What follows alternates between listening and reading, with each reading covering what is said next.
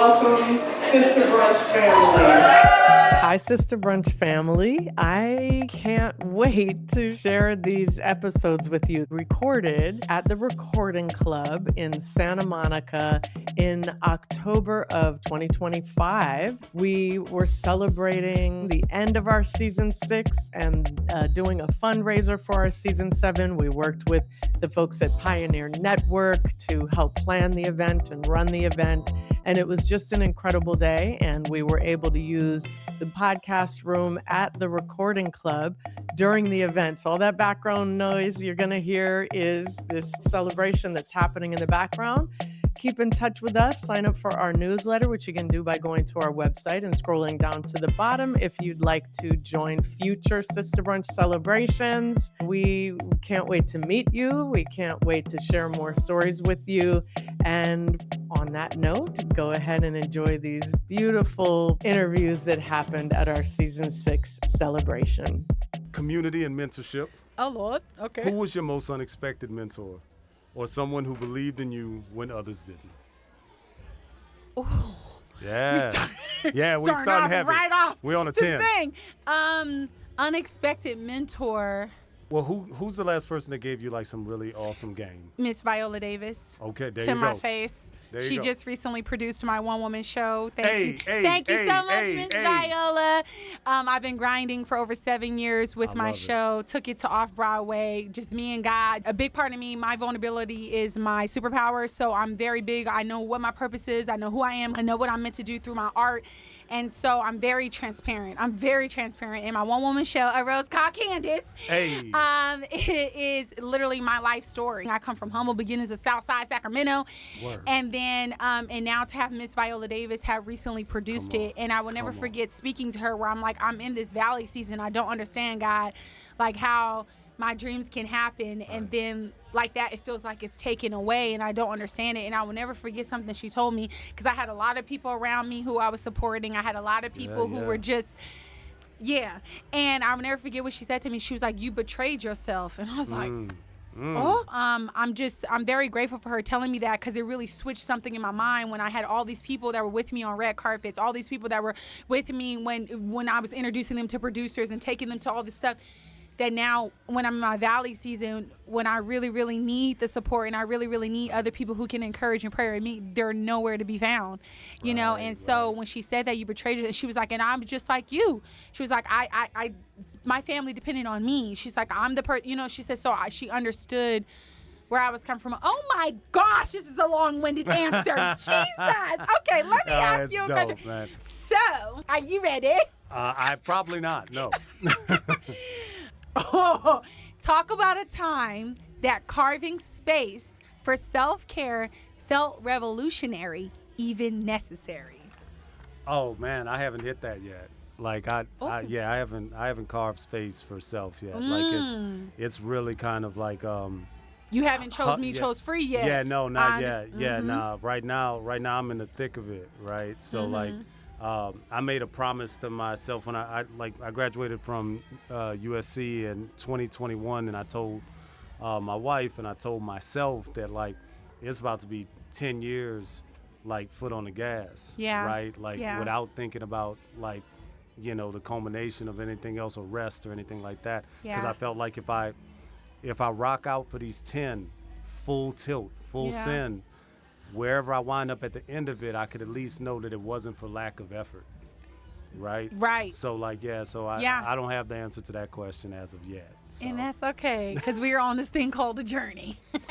There you go. All right, so. Oh, Lord. Share a story behind one of your proudest creative projects.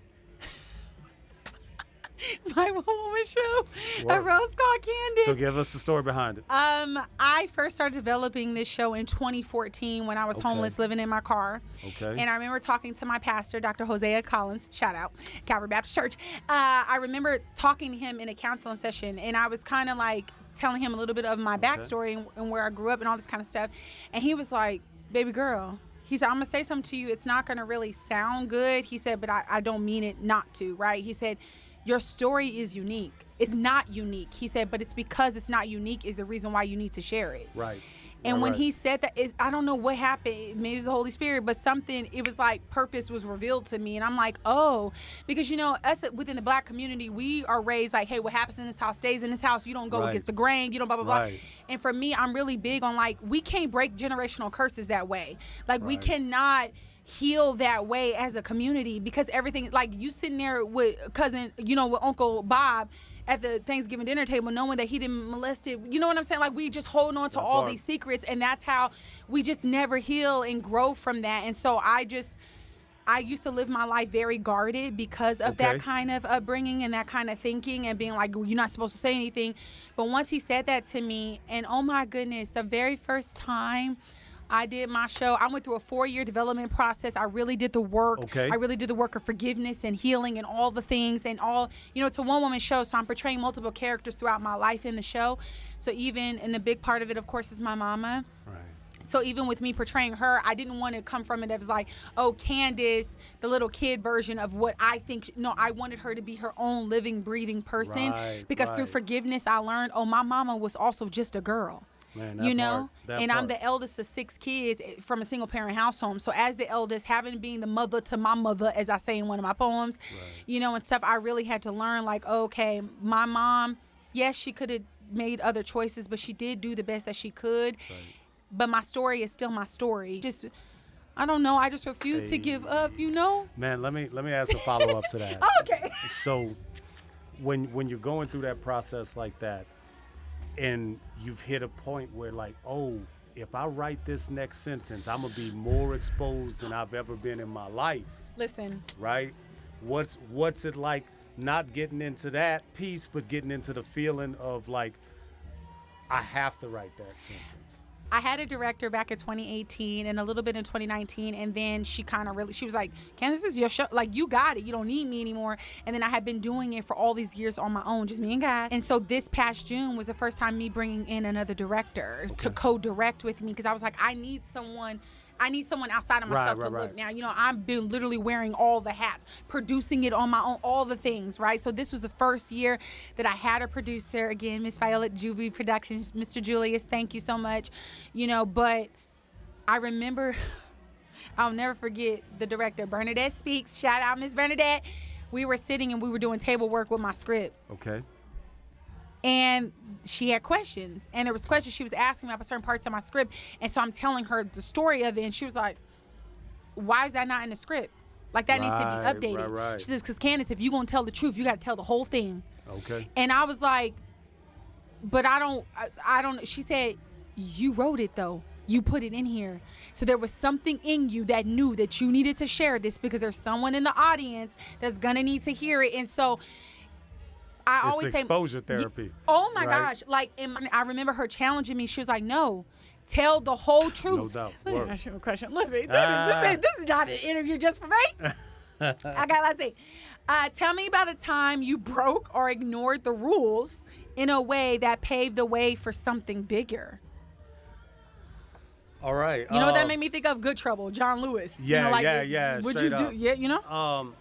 So starting over, right? I've had to start over a few times in my life, and one particular time I was in a situation where I did not know where life was going, because I'm a fairly happy-go-lucky type of person, right? So like, if I'm a Walmart greeter, I'm gonna be the happiest Walmart greeter. Like I find joy in whatever it is I do, right? Which can be dangerous financially, right? Oh, like, I understand. Because you taking whatever jobs and you just kind of ride it out like that. Yeah. So I wound up in a situation where my family, we were moving to New York, and I was not of good academic standing in places, and I was like, oh, I want to go to school, and I applied to Columbia, and it was just like, my transcript had all F's on it. Oh. But I could write, and and everything on earth should have stopped me from being able to get into that institution, but like, that God didn't see it that way. Yeah, yes, Jesus. And so like that was, and I never thought about myself as a person that cared about academics like that. And but I went there and worked my behind off and like kind of tripped people out on like what I was achieving in that space and what I was doing. So I kind of saw that as that wasn't in the cards of what people would have picked out for me, right? And I had to kind of work against that. And it's okay for them to not believe in me, right? Yeah. Like they had no history to think that that's what the future was going to be. Yep. I had to create the history one day at a time. Right? Yeah. So, yeah. You ever seen, it's like a quote, and I'm totally going to butcher it, so forgive me, but it's like a quote where people are like, people will say you're crazy, or people will think it's cringe, or people will think it's stupid until it actually happens. Yeah, for sure. And then now those same people are now inspired. Now they're trying to replicate, duplicate, all the kind of things, you know. But and I always just kind of look at it as nobody owes me belief, right? Right. But it's up to me if I'm willing to like stop. Yeah. Right. Yeah. And that's just like that was the most radical thing I've ever done. Come was on. not give up on like myself. You know? A woman just asked me right now, she said, what is something, which was a great question. I was like, oh, when you first meet somebody, but she was like, what is something that you're most proud of? Or like, what's a project that you're most proud of? Kind of what you just asked. And I told her, I said, well, I wouldn't say project, but the thing that I'm most proud of is my resilience. Right. And I think that to your point, that people don't understand, because we live in, oh my gosh, I just got done talking about this where I said, we live in a generation, in a society where people are like, oh, fake it till you make it. And I don't really subscribe to that. I don't. Right. I believe in faith it till you make it, but not fake it till you make it. And I really do believe that I don't feel like that people are given enough credit for not quitting. Man. Like, do you get what I'm saying? Because one foot in front of the other is everything. Man, people do not understand. That is so admirable. That takes so much courage, specifically as artists. Right. Because you're constantly being judged. You're constantly being rejected. You're constantly being told, you too, you still trying to do this at 54? When did God put a time limit? If there's still breath in your body, that means you still have purpose to fulfill. And so you could adjust. You could course correct. You could fix because there's no one who's set in the endeavors that we have that has hit every shot. Yeah. Right. Yeah. So like you got to be able to like, when you brick that shot, when that shot gets blocked or the ball gets stolen, you got to figure out how to get back up the court, do your thing, and do it with as much grace. Yes. But persistence. Right. Yes. Like just going after it day by day by day, and then before you know it, like, I do have my 10,000 hours in this because like I came at it every single day and it gets a bit easier and things like that. But yeah, it's a beautiful thing.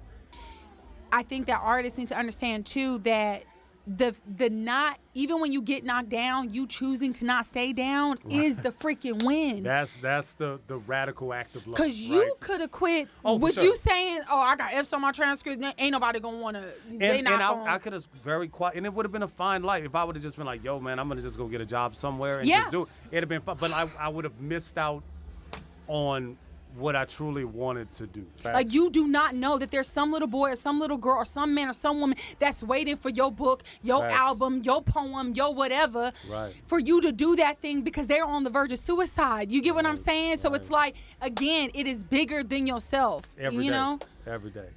Listen. All right, we did our thing. I know. We did our thing. Like, y'all need to wrap it up. Y'all been in here all day. Oh my God. Oh, good. Yo, this was dope. I know. What a way to get to know. I know. I know. We got thrown right into the thing. Mad respect. Hi, Sista Brunch family. Thank you so much for watching or listening to our interviews from the Sista Brunch celebration for season 6 and season 7 fundraiser. Sista Brunch is brought to you by Trujillo Productions, and I am Fanshin Cox. I'm the co-creator, co-host, and producer of the Sista Brunch podcast. And we also have our season 7 team helping out. That's Samantha K. Henderson, Tasha Rogers, Ashanti Groves, Charlie T. Savage, Sean Pipkin West, and Megan Fillmore. Sista Brunch is recorded on the unceded territory of the Tongva and the Chumash in Los Angeles. Thank you so much for listening. You can support us by leaving us a review on Apple or Spotify, wherever you listen or watch the podcast, and also joining us over on our Patreon, where we're starting our Sista Sessions.